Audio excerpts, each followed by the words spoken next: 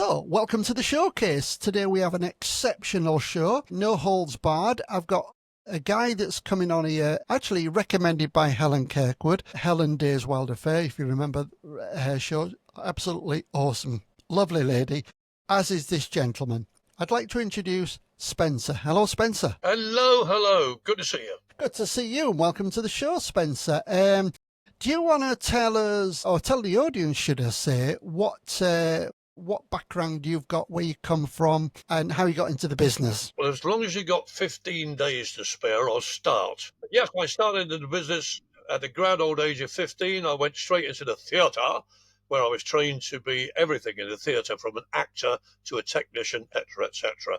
What I wanted to do was be a film director. That's what I wanted. So I kept applying for jobs with film companies. They said, get some TV experience. Now, while all this is happening, I have come from being in a skiffle group to going into a rock and roll group. So I'm working part-time at that point. Eventually, I finished with television, never did get to direct a film, but made a lot of films in small roles, but did it. So then we had the choice, my band, we could have done a variety of things, but we were offered, do you want to go to Germany? Woohoo! So yes, we did. We went, not afterwards. This was working in civilian clubs, but it was in what they called West Germany at the time, and it was full of American either air bases or army bases. So we worked in various different towns like Hanau, Schaffenburg, Munich, and basically up until 10 o'clock at night, we were just entertaining young kids or the Americans, because after 10 o'clock it was curfew time.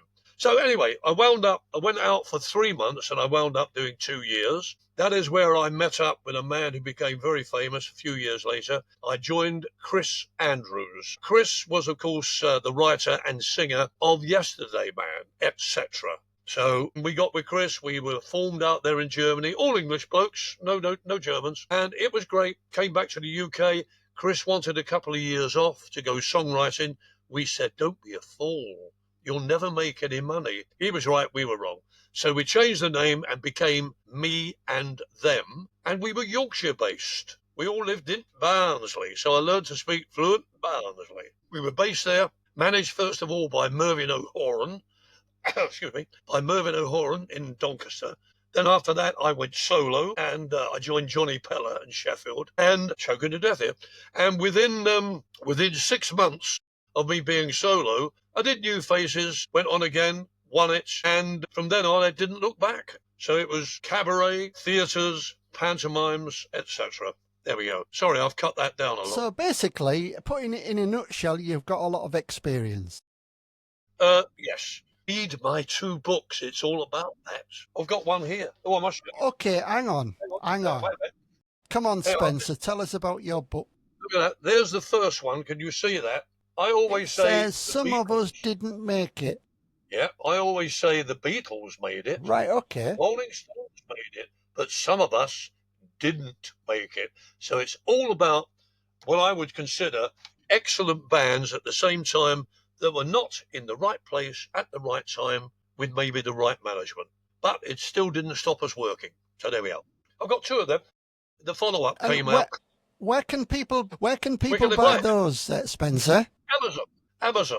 Right. That's the first one. The second one is called One of Us Nearly Made It. So there we are. So that was the first one. They are both out. You can get them on Amazon. That's so awesome. You froze up a bit. A few people have written books. And it's highly interesting to read them. And I shall have a look at yours, Spencer. Can we move on to talk about what we call... Spencer, I want to talk about pro digs. Now, how would you call pro digs to people who don't understand the 70s, the 80s and the 90s that had pro digs? How would you describe it? Well, it goes back before the 70s, before the 60s. It really goes back to the 20s and 30s when variety was the big thing. There were variety halls all over the United Kingdom. And pro just is short for professional.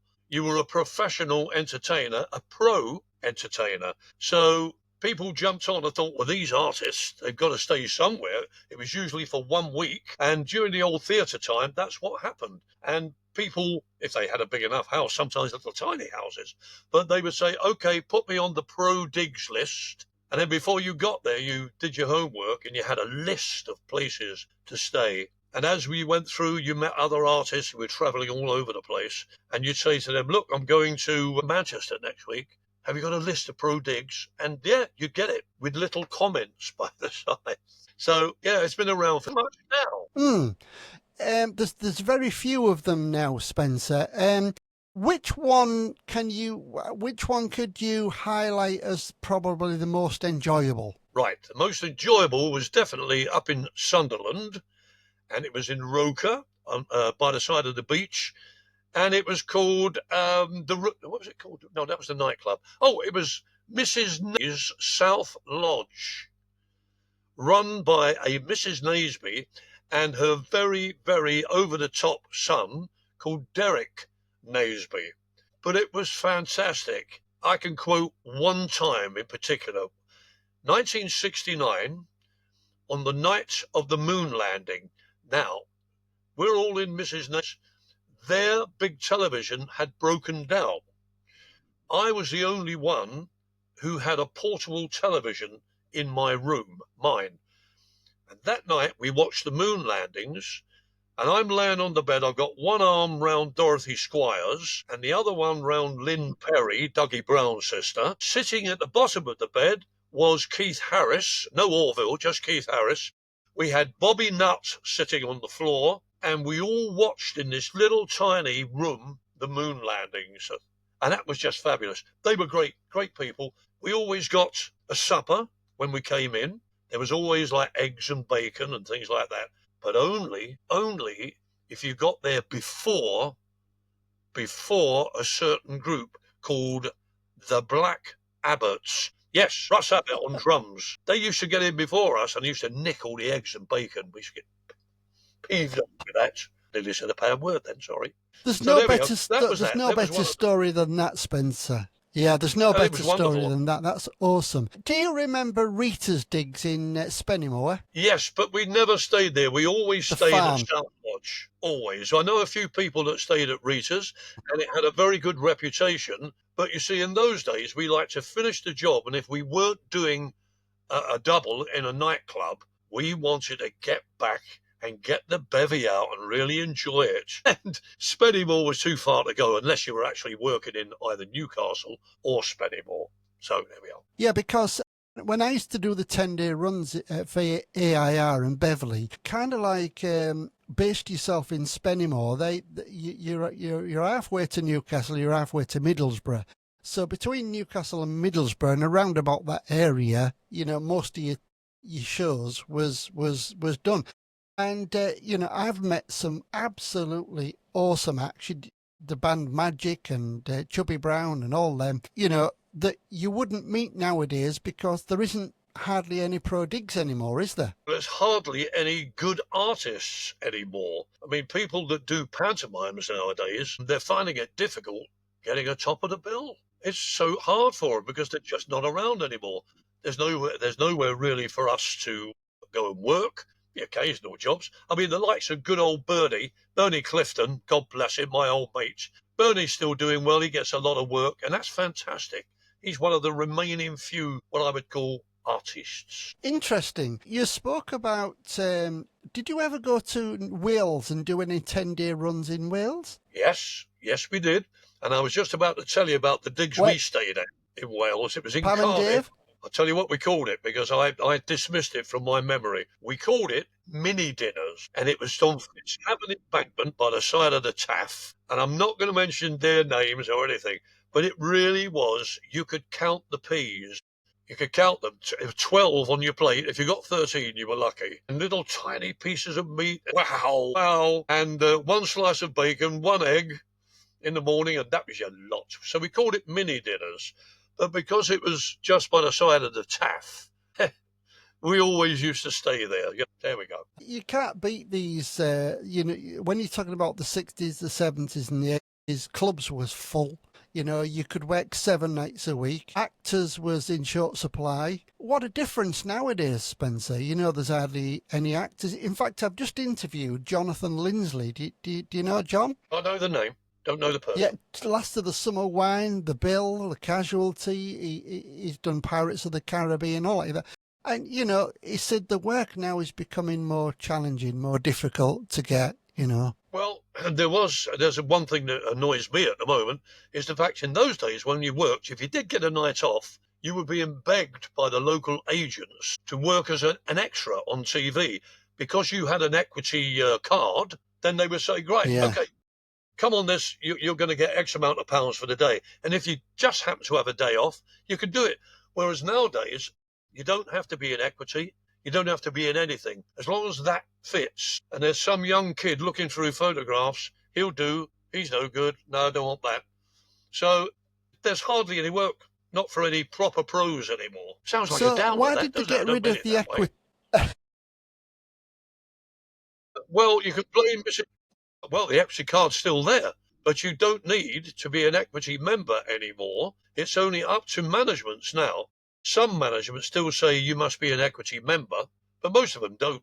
They don't do it. So, I mean, I'm still an equity member. Lord knows why, but I am. Does that mean, Spencer, that if you're not a member, they pay you less money? Not necessarily. Your price is now negotiated. If you get a West End job and they insist on an equity card, then you will get equity rates. But that's about it, really. If you get any problems while you're doing an extra contract, equity would generally fight your corner. So I've always found them okay. I wouldn't knock them at all.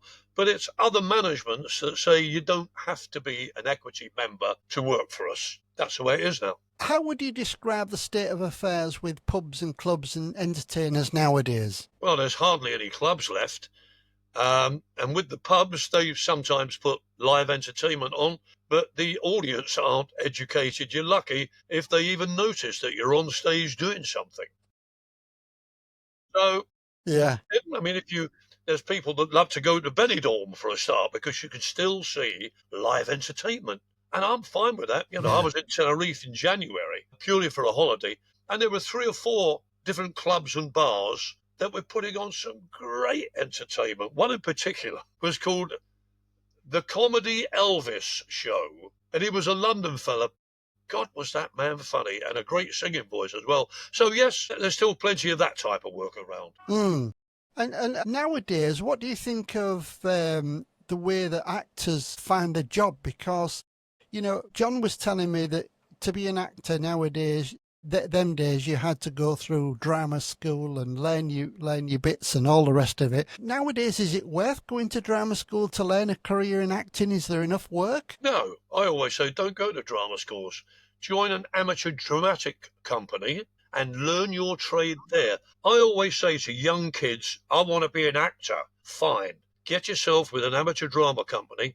Do everything. If you want to know the technical side of it, you go in and want a job as an ASM. And I always say to them, do you know what that means? And they go, yes, assistant stage manager. And I say, no, it means add sugar and milk, which means be prepared to do the menial jobs so you can learn as you go along. But honestly, I think, with no disrespect, there are some good drama schools around. Of course there are. But you don't necessarily have to go to a drama school. Learn your trade from the bottom upwards. That's what I had to do anyway. But how do you get the work, Spencer? If you're an Knocking on upcoming doors. actor and you want to be in, Knocking on doors. really still. Knocking on doors, writing letters, sending stacks and stacks of gear off on the internet. Send out your CVs, beg them for work. You see, nowadays agents have got very lazy and they won't move from their offices unless you're very lucky. You have to go to them all the time. They don't go out looking for talent, but you have to go to them. Now, if any agents are out there listening, I'm sorry, but please do get off your backside and go around and see what's on offer, or organise something that's on offer, please. Yeah. Moving back to your band, what was the name of the band, Spencer? Your band? Right. It was me and them first. Then it became the Chris That's right, Andrews band. Chris Andrews, big hits in this country with Yesterday Man, To Whom It Concerns, etc., etc. And the silly thing was, every time the first one we got, which was Yesterday Man, it got to number 2, and it was stuck there for about 5 weeks. We could knock we couldn't Wow. knock off the artist who was on #1. When I asked people, who do Oh, you think was it it? was? They all either say Elvis, Cliff. It was dear old Ken Dodd. Ken Dodd, he was tears for souvenirs, that's all I give you. And we couldn't knock him off, but we didn't mind. He was a lovely man. But every record we got released in the UK got lower and lower in the charts. But in Germany and Europe, they all became #1s. So we started, Oh, and we still stayed with Chris for about 10 records. Then he went completely solo, and we came back and reformed. What did I call it? Oh no, I joined an Irish show band then. So there we are. So I did the wow. circuit of 3 years with an Irish Experience show band. galore. Wow. A friend of mine was Ken Dodd's MD, Terry Bell. I don't know if you've ever met Terry. Yes, we did, especially with me and them, and with Chris probably. We used to do a lot of TV shows together, and the very first one that me and them did was for Granada, and it was called Scene at 6:30. And the compere or the presenter was Michael Parkinson, and Ken Dodd was the other guest on the program. So we did about 3 or 4 over the years, but he was lovely. And when I did the Sheffield Lyceum in pantomime a few years ago, Ken did a couple of nights at the Crucible next door. And God bless him, but he remembered me, and I thought, that's incredible. So what a lovely man. So what are you doing, upon closing our podcast? What are you doing now, Spencer? I'm still doing my own shows, and I'm doing maybe 1 or 2 a week. But now I've got with a company, and I've written a couple of big tours for them as far as people wanted to know tours. So I wrote The History of Rock and Roll. I do 2 Beatles tours, 2 different Beatles tours. I do one about Queen, and it's wonderful. So I get to meet all these people, and I take them around central London where all this happened with the Beatles and rock and roll and Queen, and it's great. And I get paid as well. Fantastic. What a life you're leading now, Spencer. Hey, you've been through Well, all still alive and the well. heights of your career. Well, Spencer, it's been absolutely fantastic talking to you, and I'm hoping we can do a part 2 later on in the year, because there's a lot more that you can shed light on in your career, because you've had a long time. In closing statement, what would you say to the viewers? What would I say to the viewers? I'd say, look, viewers, Yeah. show business is still there. Go out and find it. I mean, some of you do when you go abroad to, as we said before, Tenerife or Spain. It's still there. Go and watch some great shows. By the way, there's a wonderful comic in Benidorm who was working with me in Panto a couple of years ago, Tim Ames. He is resident in Benidorm, and he's great. Just anything live, go and see it. Doesn't matter if they've got backing tracks or whatever. Just go and see it. Live entertainment. Wonderful. Thank you, Spencer. So today we've Thank been you for the invite. listening and watching and hearing some of the greats. It's been awesome. Spencer Gibbins, and I'm sure that you can look his book up on Amazon. I'm going to get a link from him as well later. And just remember that Spencer gave up his time today to entertain you, so please watch this video all the way through. If you want to contact Spencer, leave him a message on the YouTube video that's about to be released now. And thank you very much for watching. Thank you, Spencer. All they have to do, I've got no secrets, Google my name and we'll all come up.